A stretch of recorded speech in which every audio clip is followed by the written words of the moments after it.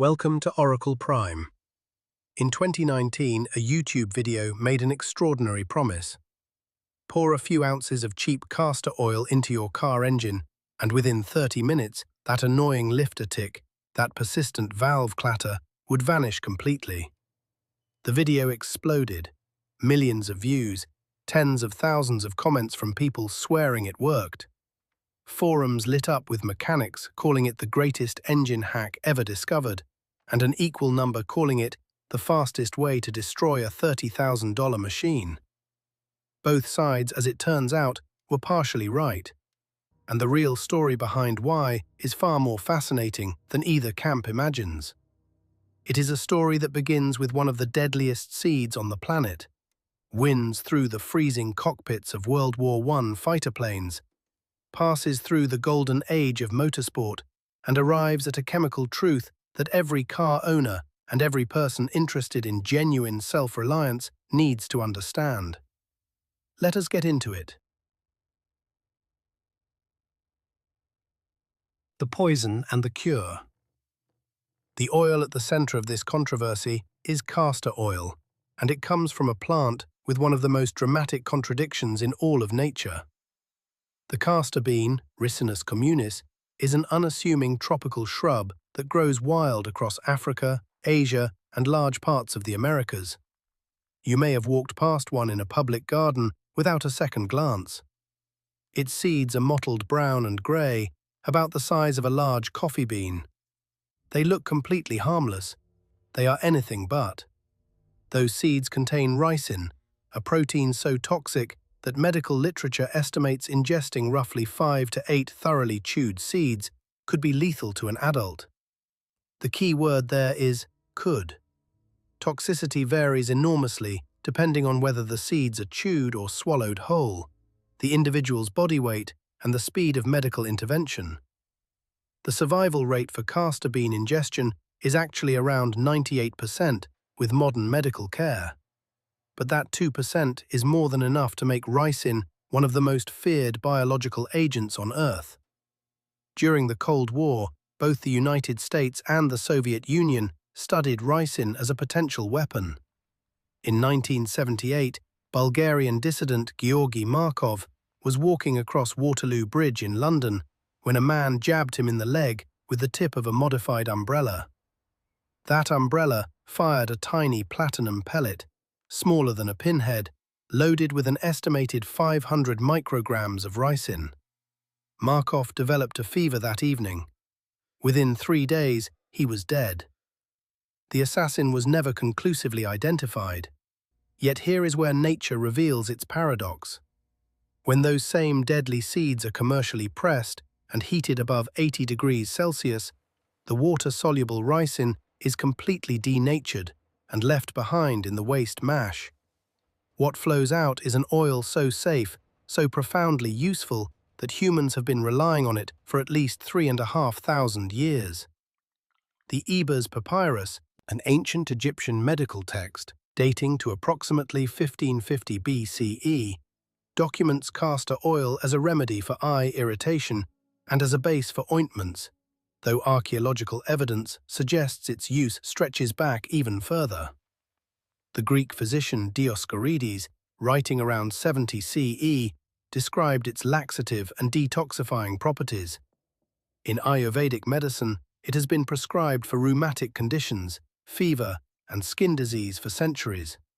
For most of recorded history, this oil was the Swiss army knife of the apothecary. Applied to the skin, it served as an anti-inflammatory, a wound treatment, and a deep moisturizer. Its secret lies in its unusual chemistry. Roughly 90% of castor oil consists of ricin-laced acid, a rare fatty acid with a hydroxyl group on its 12th carbon atom. That hydroxyl group is what makes ricin-laced acid unique among common fatty acids. It allows the molecule to bond with moisture and cling to biological surfaces with remarkable tenacity. Unlike a petroleum-based product that primarily forms a passive barrier on the skin's surface, castor oil actively interacts with the tissue beneath. 19th century midwifery manuals recommended it, sometimes combined with laudanum, for managing false labor pains, and in some traditions, for inducing childbirth. And taken internally, it was the one remedy almost every household dreaded, a brutally effective laxative. Generations of children can testify to the foul-tasting spoonful forced upon them at the first sign of stomach trouble. Your great-grandmother likely kept a brown glass bottle of it in her medicine cabinet, and the mere sight of it was enough to make a child suddenly feel better. Remember that laxative property. It is about to become critically important in the most unexpected place imaginable.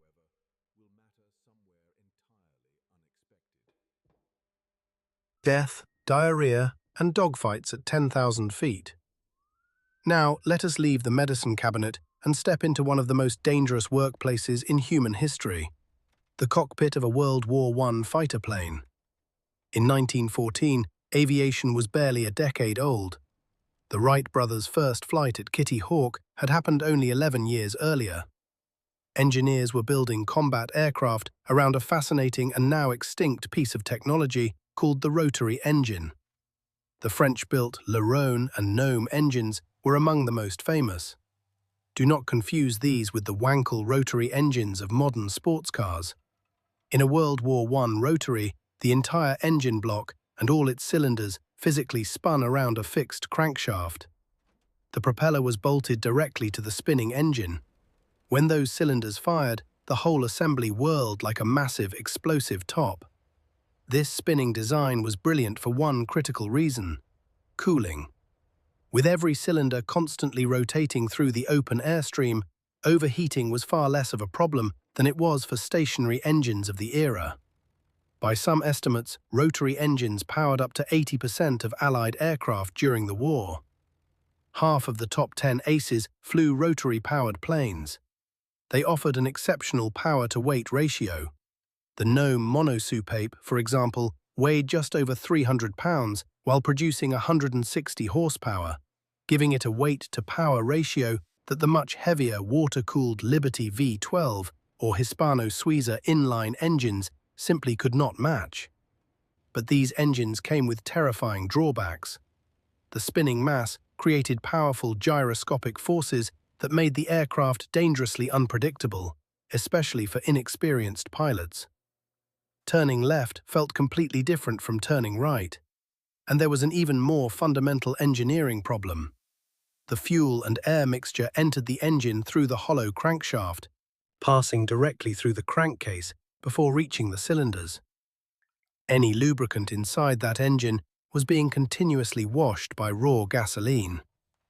If you used the standard mineral oils of the day, which were barely refined and chemically crude, the gasoline would dissolve the oil almost instantly. Within minutes, metal would grind against metal, the engine would seize, and the pilot would fall out of the sky. Enter castor oil. It possessed a property that no petroleum product of the era could match. It was effectively insoluble in gasoline. The fuel washed right past it without stripping it away. It clung to hot metal, maintained its lubricating film under extreme pressure, and kept those spinning engines alive long enough to fight. There was literally nothing else that could do what castor oil did. The British and French had abundant access to castor oil from their colonial supply chains. The technology worked. The war demanded it. But these rotary engines used what engineers called a total loss lubrication system. The castor oil was pumped in, did its job, and was then violently expelled straight out of the exhaust ports. The engine consumed and expelled over 2 liters of oil per hour of flight.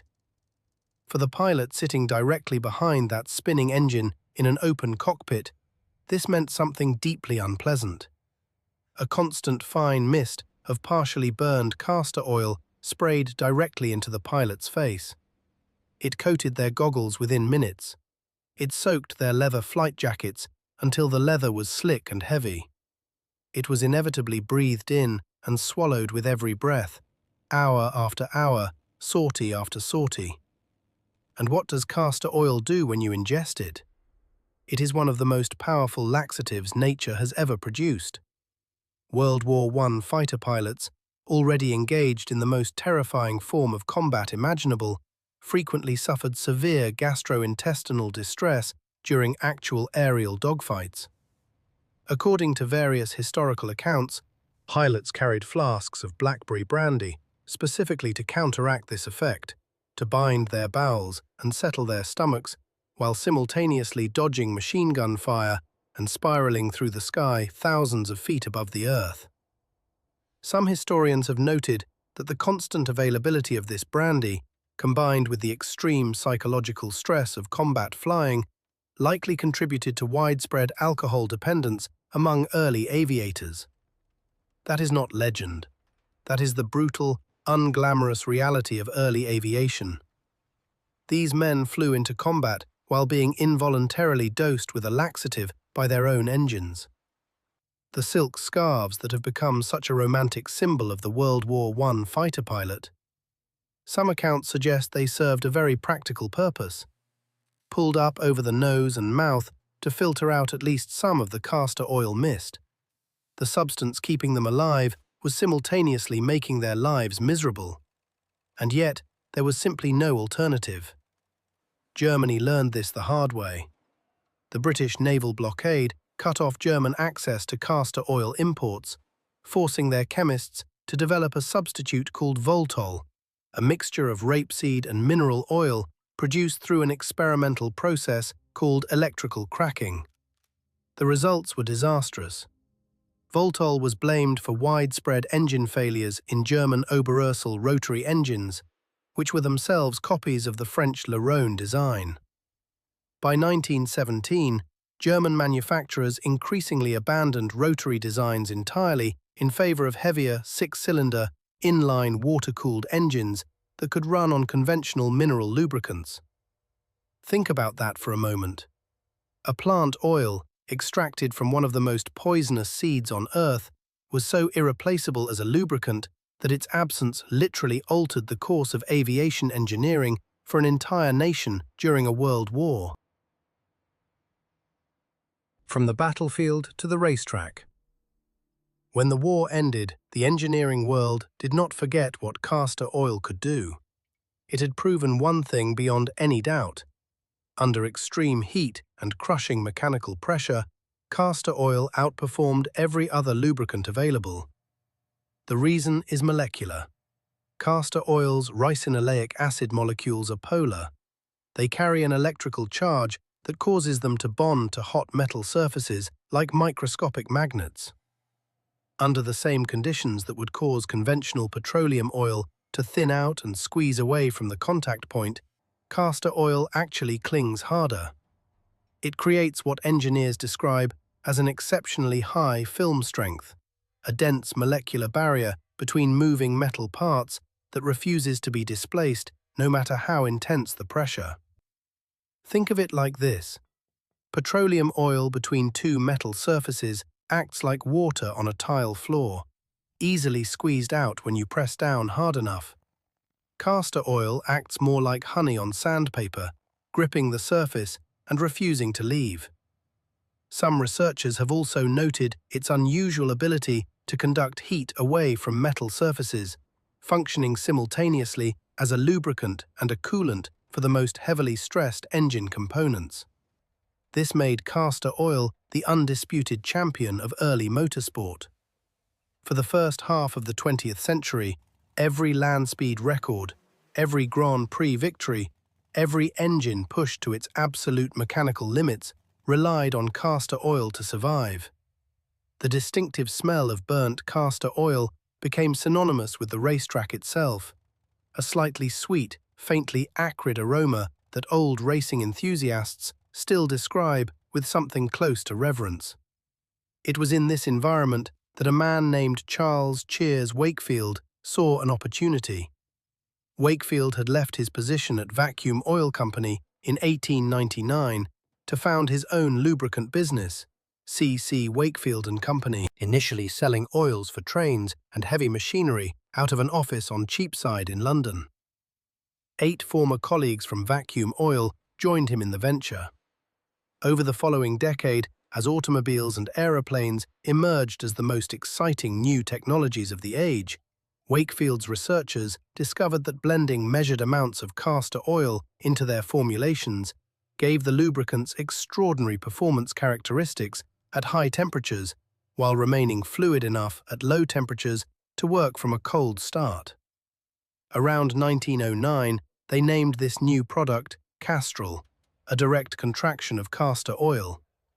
Wakefield then pioneered something that was genuinely new in the industrial world: sponsorship.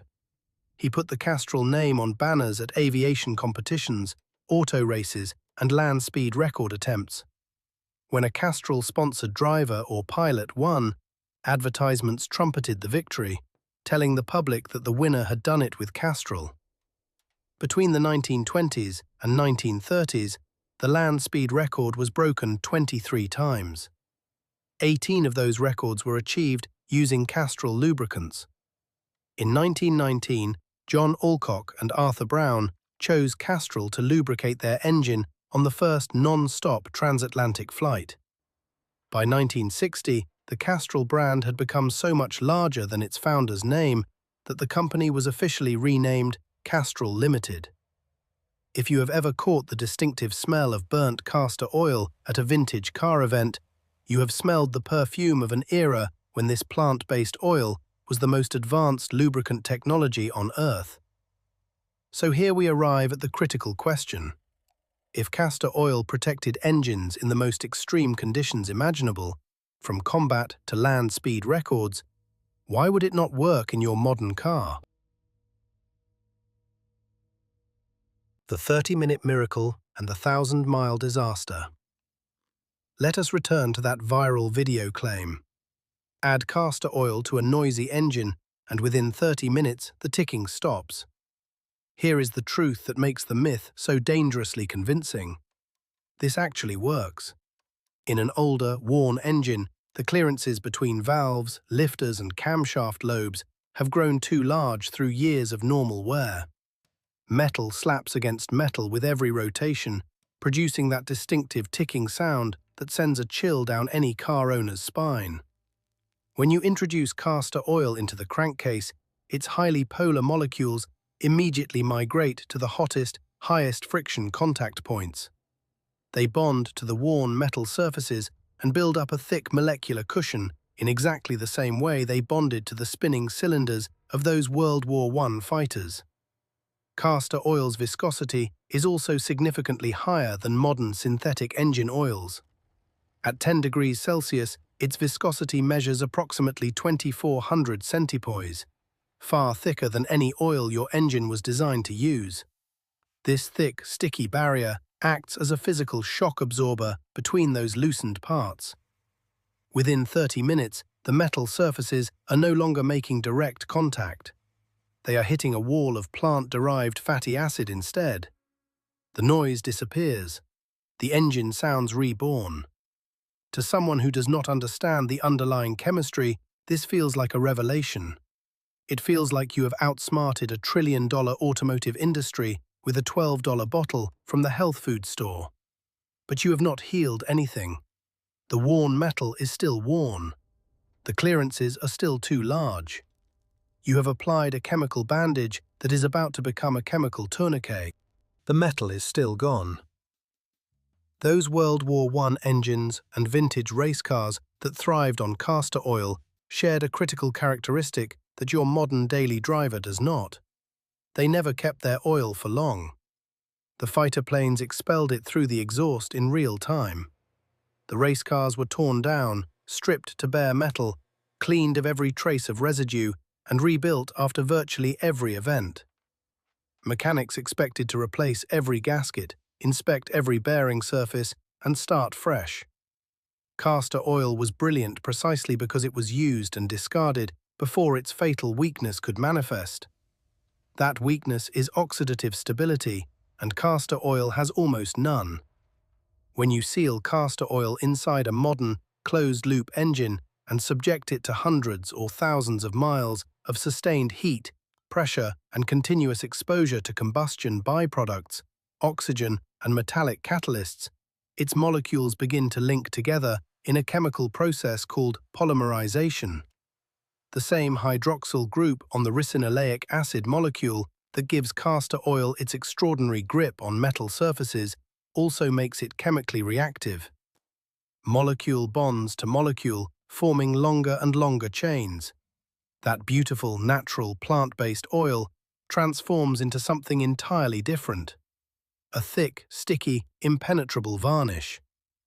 Wikipedia's own entry on castor oil notes plainly that it tends to form gums in a short time, limiting its usefulness to engines that are regularly rebuilt. This varnish bakes onto your piston rings, gluing them into their grooves so they can no longer expand and seal the cylinder walls. Compression drops, blow-by increases. Your engine starts burning oil at an alarming rate. But the real catastrophe happens deeper inside. The varnish solidifies inside the microscopic oil passages, the tiny channels engineered to deliver precise amounts of lubricant to every bearing, every journal, every critical surface in the engine. These channels become progressively blocked, like arterial plaque in a human cardiovascular system. When enough passages are restricted, oil flow to the upper engine stabs. Bearings overheat. Metal welds to metal under friction. The result is total engine seizure, and that is not a repair. That is a replacement. And there is more. Modern synthetic motor oils are not simple liquids. They are sophisticated chemical formulations containing precisely calibrated detergents to dissolve deposits, dispersants to keep particles suspended, anti-wear additives like zinc dialkyl dithiophosphate to protect cam lobes and lifters, and friction modifiers to reduce energy loss. Introducing raw castor oil into this engineered cocktail is like pouring honey into a chemistry experiment. It disrupts the additive balance. The detergents and dispersants can fall out of solution, creating instant sludge. When partially combusted, castor oil works its way into your exhaust system. It coats the oxygen sensors that regulate your fuel mixture and poisons the catalytic converter that controls your emissions. A single well-intentioned oil change can cascade into thousands of dollars in damage across multiple systems. The automotive industry did not suppress castor oil. It simply moved past it for exactly the reasons the engineering data demanded. By the late 1950s and early 1960s, petroleum chemistry had advanced to the point where synthetic and semi-synthetic oils could replicate castor oil's extraordinary film strength while adding the oxidative stability that castor oil fundamentally lacks. The engineering world solved the problem. The Internet, decades later, forgot the solution and rediscovered only the legend.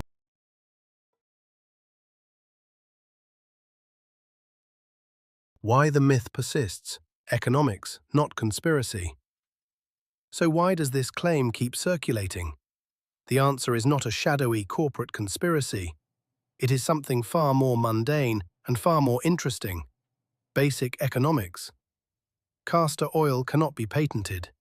No corporation can own it. No pharmaceutical company or lubricant manufacturer can build a proprietary product around it and charge premium prices.